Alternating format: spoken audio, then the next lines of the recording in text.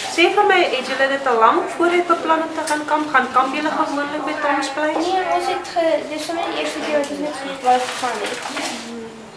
Ons sou eers na Hoërskool gegaan, maar toe kom ons dat ons Hoe dit gebeur dat julle na Tomspleis toe gegaan? maar dit gesê dis baie lekker. Die tyd wat julle gaan slaap het, was daar weerlig donderweer wat geslaan het? Het julle skuilings gesoek? Het dit net gereën?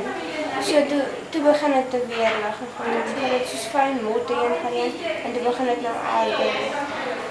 Toe gaan julle in die tent in. Sê vir my, wat is die laaste ding wat jy en jou neef oor gepraat het, Flippie? Ek kan glad nie dan. Ek weet die middag laas het ons nog gepraat van die braaiery en hulle het 'n vis gevang en ons. Als goed onthou nie. Ek weet nie die weerlig het die tent geslaan en toe slaan die matras op die tent aan die brand. Het die weerlig jou fisies ook geslaan of? Ek is nie seker nie. Jy by jou 'n volle bewussyn kom wat dit deur jou gedagtes gegaan. Ek weet nie of my ou okay is. Wie is jou ou?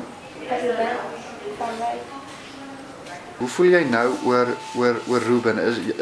Is jy bekommerd? Wat is jou gevoelens teenoor hom in hierdie storie? Ja, ek is baie bekommerd oor hom en ek hoop dit hy word beter. As jy nou een wens kan kry, waarvoor sal jy wens?